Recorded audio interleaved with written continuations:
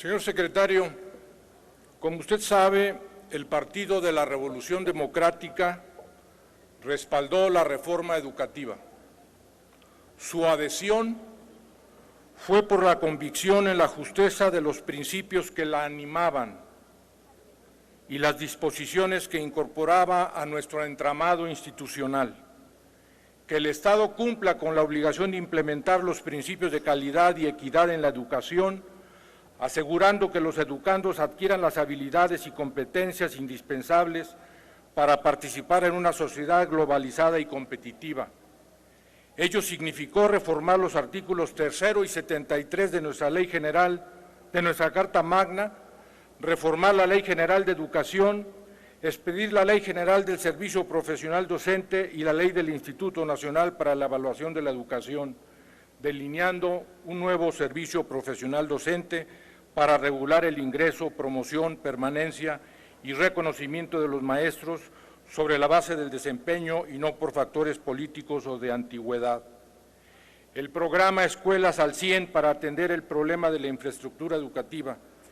El plan de la Escuela al Centro a fin de dotar de flexibilidad al calendario escolar.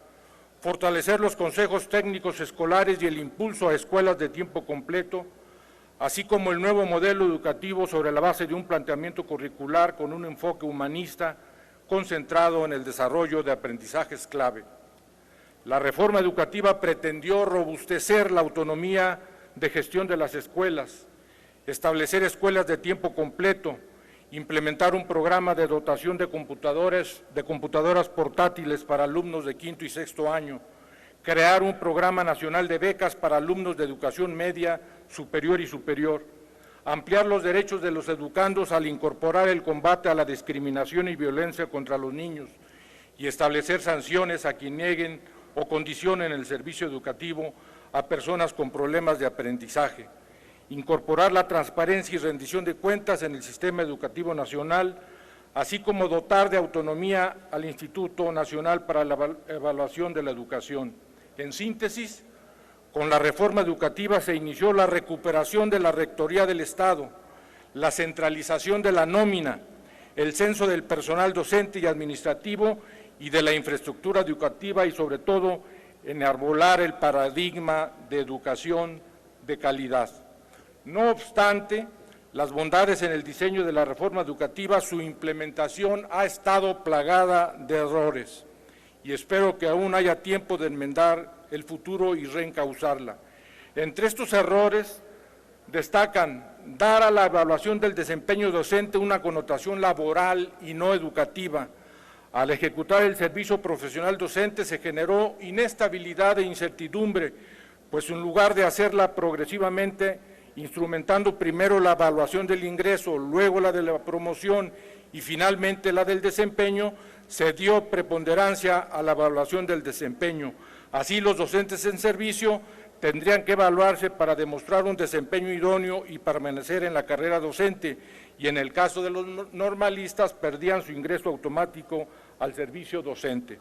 No obstante que el diseño de la reforma contemplaba acciones integrales, la SEP le dio poca relevancia a los programas de Escuelas al 100 y Escuelas al Centro, y el modelo educativo que debía ser la piedra angular de la reforma educativa apenas se acaba de anunciar su implementación. Dar muy poca importancia a la formación docente para la confección del modelo educativo, así como priorizarla como una actividad previa de cualquier evaluación. Dar preponderancia a los logros políticos sobre los educativos al proponerse la recuperación de la Rectoría de la Educación, si bien era indispensable, lo hizo confrontando a los maestros y demeritándolos ante la sociedad. ¿Por qué se permitió que creciera la opinión de que solo los maestros eran los responsables del bajo nivel educativo? Señor secretario, le solicito un ejercicio autocrítico y deme su opinión sobre las críticas que he planteado y han planteado muchos de los compañeros diputados y diputadas. ¿Cómo podríamos reencauzar la reforma educativa y que esto sirva como consejo para la próxima administración? Gracias, secretario. Tiene la palabra por 5 minutos el secretario de Educación Pública. Muchas gracias, diputado Antonio Ortega Martínez. Efectivamente, algunas de las afirmaciones que ha hecho el diputado corresponden a los distintos momentos complejos que ha vivido esta reforma desde su surgimiento en el contexto del 2012 y 2013, pero yo diría, me referiría a 3 o 4 muy particularmente, tomando en cuenta algo de lo que él señaló. El primero de ellos es que la instrumentación de una reforma de este tipo, que como ya dije es una reforma sistémica, estructural, en un país tan complejo como este, heterogéneo, el 9º sistema educativo más grande del mundo, no era fácil, como no lo es ningún en el mundo. Ha habido, según el registro que se tiene, 450 grandes reformas en todo el mundo desde fines de los 70 hasta acá, y la mayor parte de ellas han enfrentado conflictos, problemas, desafíos de instrumentación o de implementación en muy distinta naturaleza, y evidentemente esta no fue la excepción y no podía ser la excepción sencillamente por la complejidad de un sistema educativo como el que nosotros tenemos. En segundo lugar, ha sido una crítica constante, un señalamiento de por qué no se empezó primero con el nuevo modelo educativo y sí con los procesos del SPD, del Servicio Profesional Docente.